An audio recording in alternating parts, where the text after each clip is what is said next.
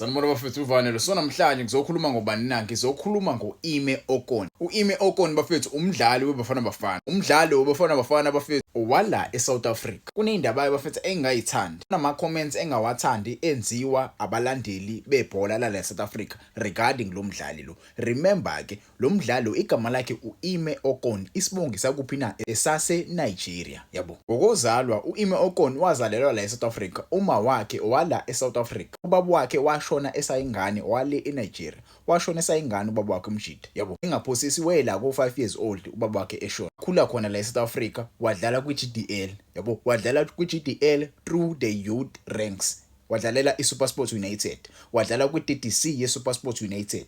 Njengoba nje wapromotwa edlalela iSuperSport United, saye simbona komjida edayiswa eyodlala le phesheya, eyodlala le ko Germany, yabo. Umjida ubedlala khona la kuBetway Premiership owala eSouth Africa. Kodwa ke baningi abantu abangafuni ukumbona umjida edlalela eBafana Bafana. With what reasons angazi ngempela yindaba bengafuni ukumbona uIme Okon edlalela eBafana Bafana. Baningi abadlali seyibadlalela eBafana Bafana ngaphambilini ungasibona abala eSouth Africa abangazelelwanga la eSouth Africa ngoba yena enesibongo ekuthiwa Okon.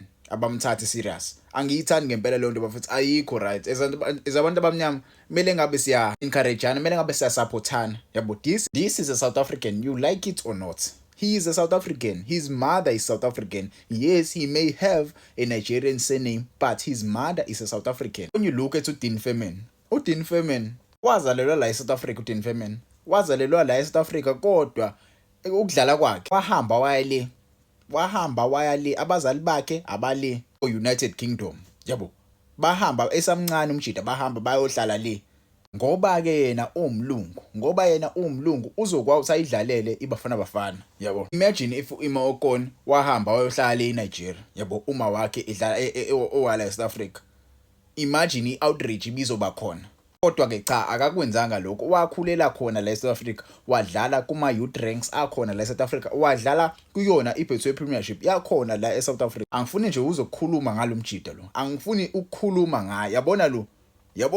I'm sure bakhona abanye before asebadlalela eBafana Bafana ingasabakhumbula, but lo ngimkhumbula kahle. Lo washaya idebut yakhe ngo-2016. Mengikhumbula kahle kwathiwa abazali bakhe, ubaba wakhe to be precise, wahamba ena 14 la eSouth Africa. Ubaba wakhe wahamba ena 14 la eSouth Africa, waya le eNetherlands. Lo mjida wazalelwa eNetherlands, wakhulela eNetherlands, wadlalela ama team le eEurope. Ubaba wakhe wahamba la eSouth Africa ena 14. Ubaba wakhe wamthola with umuntu wale eNetherlands, yabo. Kodwa yena wakwazi ay represent iBafana Bafana. There was no outreach. Akekho umuntu owa comment, akekho umuntu owakhala kakhulu regarding yena. Kodwa mekumdlali wala eSouth Africa kuIme Okon odlale kuyona iBetway Premiership kuyakhala. Yekeni lento bafethu ayikho mnandi, ayibukeki, yabo. Kumele abe siyasupportana, sakhane siye phambili, yabo. Siyeke le yokudicilelana phansi. Angiyithandi nje neze. Uma suyibhenge ngempela ihistory yakhe mfethu uIme Okon, yabo, kuthiwa ubaba wakhe wayebizwa ngobani?